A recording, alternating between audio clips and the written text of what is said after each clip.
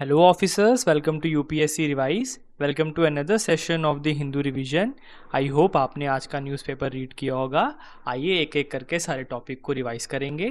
For latest update and the daily Hindu revision notes follow this channel on Telegram. यहाँ पे आपको सारे channel से रिलेटेड जो भी अपडेट्स हैं मिल जाएंगे. और कोई भी आपकी क्वेरी है, कुछ भी आपको डाउट है, कुछ चीज़ समझ में नहीं आ रही है, आपको टाइम टेबल से रिलेटेड इश्यूज़ आ रहे हैं, स्ट्रैटेजी से रिलेटेड इश्यूज़ आ रहे हैं, so you can contact me on this telegram channel. So now our topic number 1, that is International Moon Day. So July 20 is the date when we celebrate International Moon Day. This is basically to commemorate first landing on moon, that is by Apollo 11 mission.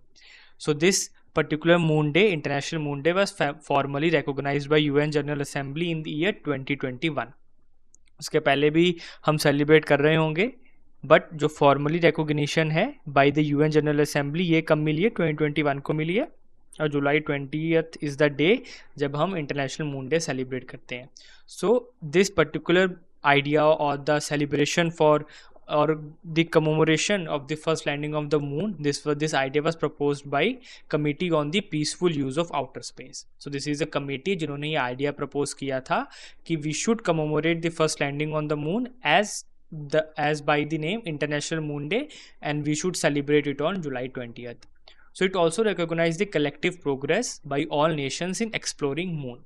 It also serves to promote the sustainable practice in space, international cooperation, peaceful exploration and responsible use of lunar resources. So ये सिर्फ और सिर्फ ये इसी को ही कमोमोरेट नहीं करता है, जो अपोलो 11 मिशन था, the first landing on moon, उसी को कमोमोरेट नहीं करता है. It also serves to promote the sustainable practice in space.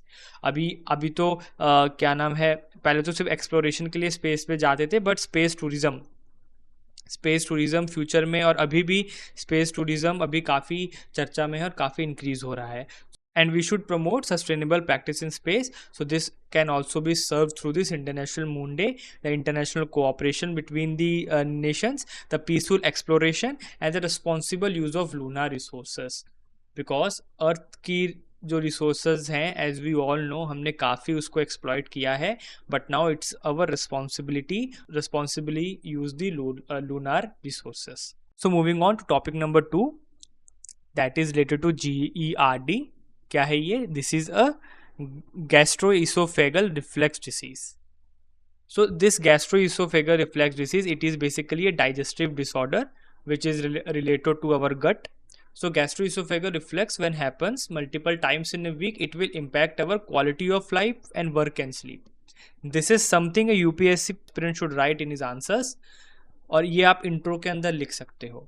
You can explain what is GERD, then you can write the multiple times if this GERD reflux is happening, it will impact the quality of life and work and sleep. Instead कि पहले बताना, थोड़ा technical जाना, you can write a GS based approach कि जहाँ पे आप quality of life को, वर्क एंड स्लीप को भी इंक्लूड कर रहे हो. और एनीवेज अगर कोई भी आपको क्वेश्चंस आते हैं related to quality of life और related to work and managing work and personal life, उसके अंदर you can use this GERD as a current affair statement कि because of GERD disorder which is a digestive disorder, the quality of life and work and sleep is being affected by this. So what are the symptoms? अब prelims के लिए अगर बात करेंगे तो what are the symptoms for this? Persistent heat burn, chest pain, trouble in swallowing, then it can turn into a chronic medical condition called the GERD. अगर ये जो symptoms है, अगर आपको ज़्यादा देर तक रहेंगे, then it will turn into a chronic medical condition जिसको हम बोलते हैं GERD. So ग्लोबल लेवल पे अगर हम बात करेंगे, again pointers for your prelims, 1 out of 5 individual is suffering from GERD. India reports a fewer cases as compared to the global average, which is 1 out of 5 is the global average. ये आपको याद रखना है. अब diagnosis क्या है इसके, which you can also use in your mains answer, that is you have to change your life style. Because all this diseases जो आजकल की डिसीज आ रही हैं, this all are based on the life style disease. You can categorise these disorders and disease as a lifestyle disease. So changes क्या क्या लेके आने चाहिए आपको? You have to quit smoking and alcohol. You have to avoid spicy and fatty foods and late night meals, which also include weight management. So weight management के around अगर आप कोई बात करेंगे, so you can include this GERD and its diagnosis.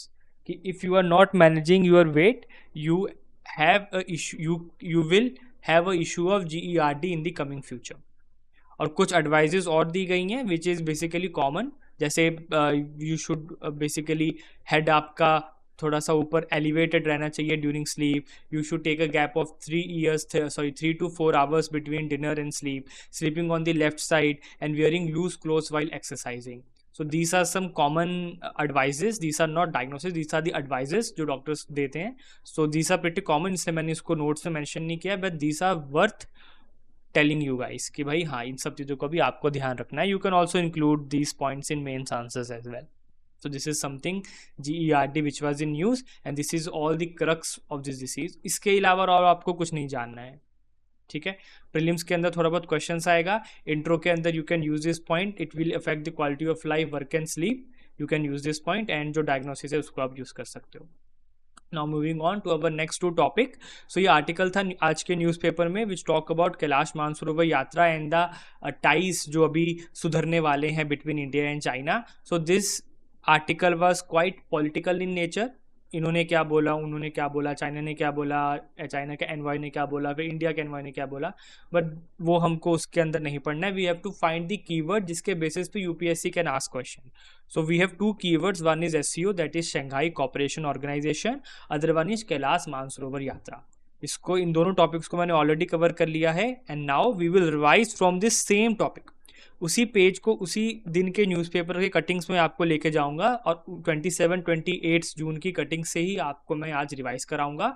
इससे दो चीज़ें होंगी, एक तो आपकी मेमोरी जॉग होगी, तो जो पिक्टोग्राफिक मेमोरी रहती है आपकी, जो पिक्चर जो आपकी मेमोरी में बनी होगी उस दिन की वीडियो की, सो ताकि वो आपकी रिफ्रेश हो, न्यूरॉन कनेक्शन जो होता है वो आपका स्ट्रॉन्ग हो, इसलिए मैं वहीं से ही रिवाइज करूंगा. अलग से मैंने इस आर्टिकल के नीचे इन दोनों टॉपिक्स को डिस्कस नहीं किया है. So this was the topic which was in news. So what is SCO? SCO is, as I have said, Shanghai Cooperation Organization. So SCO is a regional intergovernmental organization which focused on political, economic, security and strategic cooperation. So now it is a regional intergovernmental organization. So कौन सा region पड़ता है इसको? That is the Eurasia. तो original grouping थी that was earlier known as the Shanghai 5. उसके अंदर थे China, Russia, Kazakhstan, Kyrgyzstan and Tajikistan. But in 2001 Uzbekistan also join और तब से इसका नाम बन गया शंघाई कॉर्पोरेशन ऑर्गेनाइजेशन. कौन कौन से हैं? We have 9 member state and we have few observer states as well. Member state कौन कौन से हैं? China, Russia, India, Pakistan, Kazakhstan, Kyrgyzstan, Tajikistan, Uzbekistan and Iran. Iran joined latestly in 2023 and India joined in 2017 along with Pakistan. तो ये point आपको याद रखना है, इंडिया ने कब ज्वाइन किया था और लेटेस्ट मेंबर ईरान, इन्होंने कब ज्वाइन किया था 2023 के अंदर. ऑब्जर्वर स्टेट्स कौन कौन सी हैं? Afghanistan, Belarus and Mongolia. These 3 are the observer state for the SCO. So objective क्या है SCO के? जो शंघाई कॉर्पोरेशन ऑर्गेनाइजेशन है SCO, इसके ऑब्जेक्टिव्स क्या है ये याद रखेंगे. So this is to promote regional peace, security and stability. अगर आपको ये पता चल गया SCO क्या है, फर्स्ट ऑब्जेक्टिव तो आपको वैसे ही याद हो गया. तो SCO एक रीजनल इंटरगवर्नमेंटल ऑर्गेनाइजेशन है which focus on political, economic, security. अब जब आप रीजनल पीस ही नहीं मेंटेन करोगे तो पॉलिटिकल अचीवमेंट कैसे होगी, इकोनॉमिक डेवलपमेंट कैसे होगी, सिक्योरिटी स्टेबिलिटी नहीं आएगी किसी कंट्री के अंदर, तब इकोनॉमिक डेवलपमेंट कैसे होगी. तो अगर आपको SCO की डेफिनेशन पता है, SCO क्या है ये आपको पता है, तो you can easily remember this objective number 1. Now, the second objective is to combat terrorism, again to maintain security and stability, to combat separatism and extremism. So, RATS is a regional anti-terrorist structure of the SCO, which is basically entrusted with the duty to combat terrorism, separatism and extremism. Now, third objective is to enhance trade, energy, transportation and cultural cooperation. अब energy, trade, transportation का enhance होगा, so economic development होगी. Cultural cooperation की enhancement होगी तो political stability आएगी nations के अंदर. So that is the objective of the SCO and that is what SCO stands for. So fourth objective is to build mutual trust among member state and to counter balance western influence. This is the most important point. SCO आप देखोगे कोई भी western power नहीं है यहाँ पे. This is basically made to counterbalance the Western influence, especially the NATO and the US. That was the purpose of SCO, that is Shanghai Cooperation Organization. Now moving to the Kailash Mansarovar यात्रा. सो 2 रास्ते हैं कैलाश मानसरोवर के, ठीक है. एक है ये नथुला पास, एक है यहाँ से उत्तराखंड से, दैट इज़ द लिपुलेख पास. सो इन दोनों रास्तों के बारे में हम जानेंगे. यूपीएससी के अंदर प्रीलिम्स के अंदर क्वेश्चन बन सकता है कि 2 पासेस हैं, नथुला पास एंड लिपुलेख पास, जहाँ से कैलाश मानसरोवर के लिए हम जाते हैं. सबसे पहले बात करते हैं नथुला पास से. ये कहाँ पड़ता है? ये पड़ता है ढोकलाम रीजन पे. एंड ढोकलाम याद रखना, it is also a tri junction between India, China and Bhutan. So India, we have China and we have Bhutan. यहाँ पे इनका ट्राई जंक्शन होता है, इसको ये रीजन को बोलते हैं हम ढोकलाम. यहाँ पे ही पड़ता है हमारे पास नथुला पास. सो बागडोगरा से नथुला तक की यहाँ पे रोड बनी हुई है, और ये जहाँ से रोड से ट्रैवल करके यू विल रीच द नथुला पास. वहाँ से आप चाइना एंटर करोगे, और चाइना के बाद यहाँ से चाइनीज़ गवर्नमेंट ने मानसरोवर तक के लिए यहाँ पे डेडिकेटेड हाईवे बनाया हुआ है, कॉरिडोर बनाया हुआ है, जहाँ से आप मानसरोवर लेक पहुँचोगे. मानसरोवर पे पहुँचने के बाद उसके आगे if you go then you have a Gaurikund, और यहाँ पे आ जाएगा आपका माउंट कैलाश. तो this is the circuit mount Kailash का, कि आप जहाँ से जाते हो. सेकेंड सर्किट पड़ता है आपके पास उत्तराखंड से दरुचुला से लेके कालापानी रीजन, कालापानी तक इंडियन गवर्नमेंट ने यहाँ पे बना के रखी है ऑल वेदर रूट.